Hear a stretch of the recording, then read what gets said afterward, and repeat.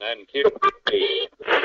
Portions of the day's programming are reproduced by means of electrical transcriptions or tape recordings. You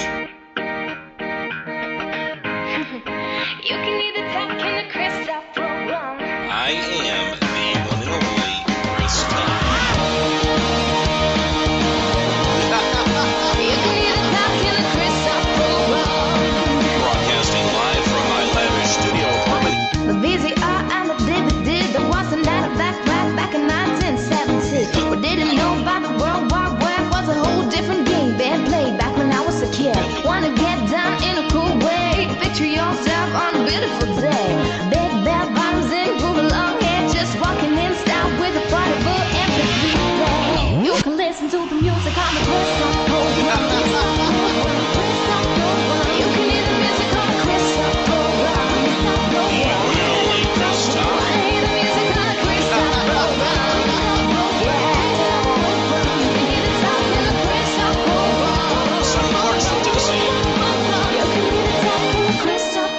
This is the Kirsti program.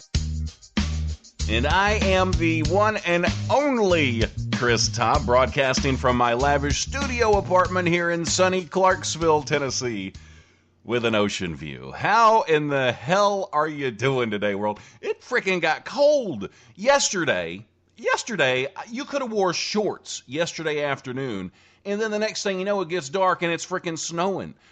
That's what happens in Tennessee. If you don't like the weather, it's going to change very, very quickly. Somebody needs to write a song about that. I'm thinking I need to talk to Alayna maybe about writing that particular song. Alayna, how are you doing today? I'm doing really good, Chris. How are you? I'm doing wonderful. You know, I get giddy like a schoolgirl every time I have you on the show.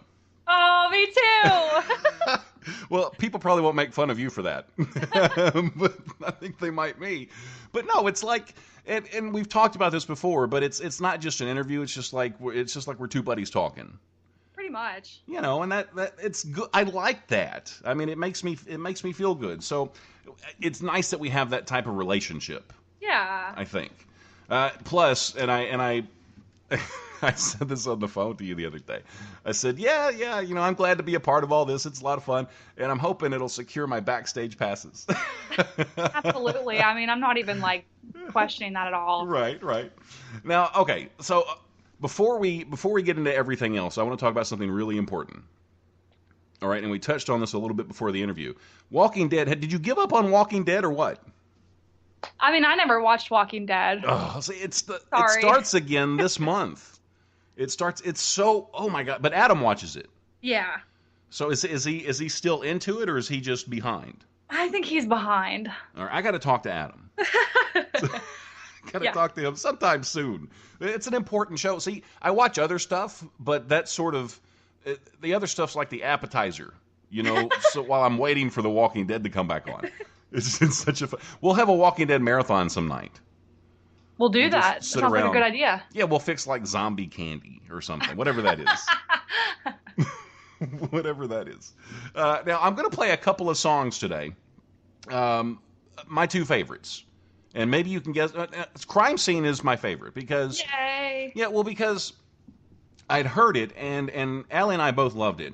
And then we came to see you on the rooftop that night. Oh my gosh, that was such a good night. That was awesome. It was awesome. So much fun. So we went up the stairs, or we took an elevator, so I don't know. But we came around the corner, and you were singing Crime Scene, and it was like, oh, she's singing Crime Scene. And it's like we just knew it. And then we turned the corner, and it's like angels came down because there were no seats available. And it's like these two people got up from the very front, so we were able to sit in the front seat and watch you sing the rest of Crime Scene. Yes, I'm so glad that you got that seat. I'm so glad you were there. Thank you for being there. That was such a great night. I had so much fun. Oh, we wouldn't have missed it. And I guess maybe I go back to Crime Scene just because there's memories involved. Yes. Yeah, and it's such a good song. And then the other song that I'm going to sing, I'm not going to sing it. I'm not going to do that. I would love to hear you sing. No, it's not going to happen. It's not going to happen. But the other song I'm going to play is "Wasting Gasoline." Okay. Because we love that one too, and it kind of hits home. You know, with gasoline. We're always wasting gasoline. Yeah, right. But it's a good song, and it's a fun twist. It's really a fun twist. And the things that I love about you, the songs that you write or you help write or that Adam writes, they're original. It's not something that you hear over and over again when you turn the radio on. Because you know how you have that certain song that the record companies will just play and play and play and play, and then they come out with a new song and it sounds just like the other one. Yeah. Well, your songs are catchy. They have great hooks, and they're so much fun. And when you hear them, it's almost like you've heard them before, but not in that same way. If that makes any sense at all. Yeah, I know what you're saying. Yeah. But I love your stuff. Now you've got a lot of things going on right now. Yes. Okay, so we're going to dive right into this because people are going to want to know. Now, you mentioned something about a Kickstarter when we were talking on the phone, and I have no clue what a Kickstarter was because you asked me if I knew what it was, and I thought it had something to do with a motorcycle, and I was being serious. So more than likely, if I don't know what it means, then there's probably somebody else out there that doesn't have a clue either. So help me out. Okay, Kickstarter, it's a website, Kickstarter.com, and it's basically a site where people can raise funds for projects, like creative projects. There's all sorts of stuff on there, not just for music projects. There's stuff for food, books, movies, comics, just a whole bunch of things. If you go there and just like search around, just take a half an hour and search around on the site. I mean, you can find some really, really interesting stuff. And so I have a project on there to raise money for a new EP.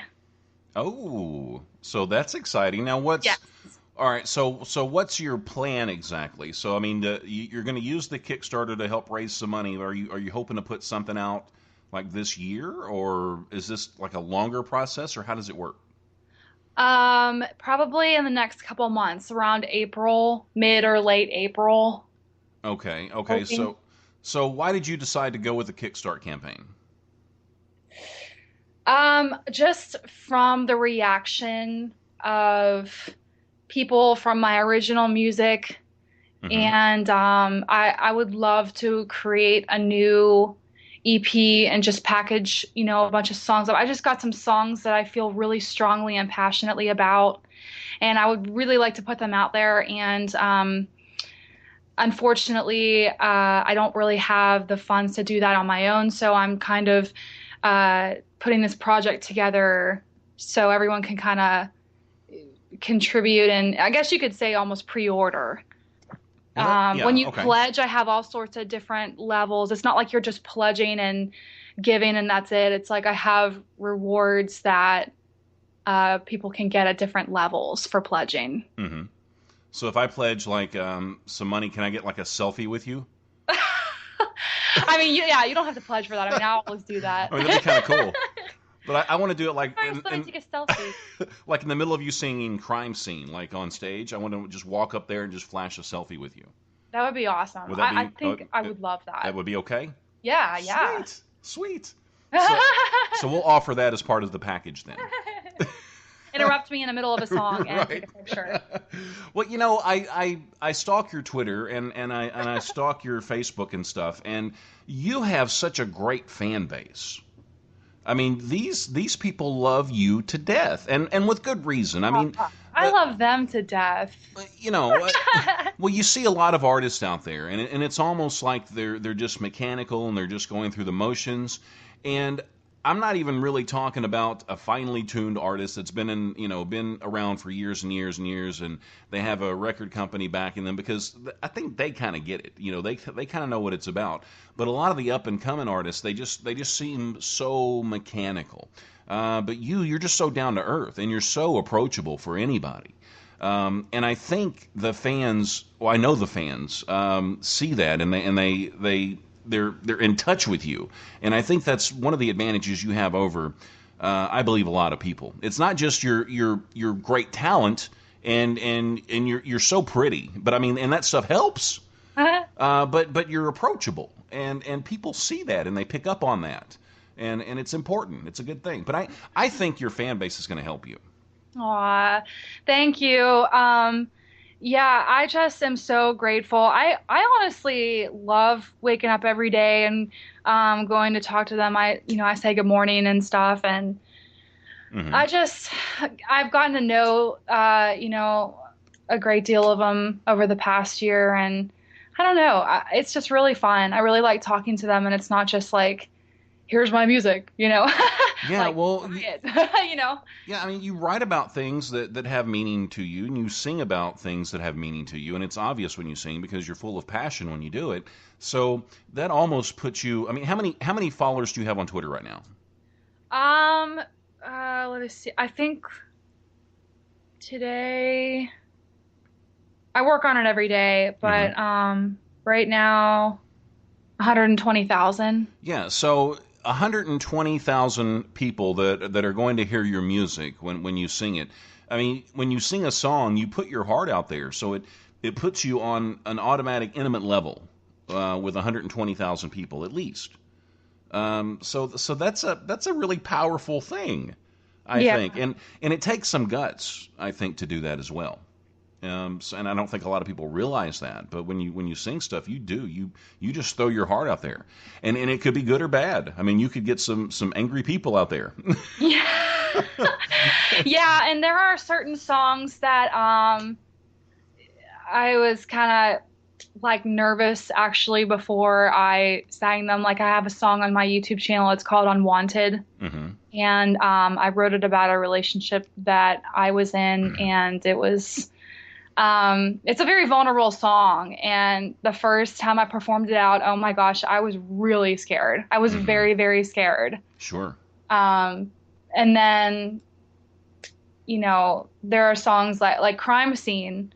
Like the first time I played it out, I wasn't sure how people were going to react to it. I was just like, oh, I really like the song. I'm going to play it, And then like the response from people around Nashville about it just got kind of big, and I was like, whoa. Hmm.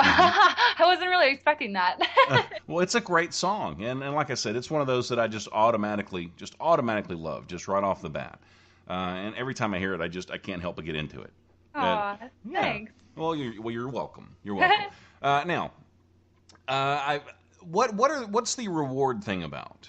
You're offering rewards, I guess, like for like when people donate money, I guess, to the Kickstarter. Is that what that is? Yeah, yeah. Okay. I have different levels. I have a lot of different levels actually. I think I start at $1. I've got like $1. I think I have five. Hmm. 1, 5, 10, 25. There's a 40, 50. There's a couple 75s, 100, and just going on up. Hmm.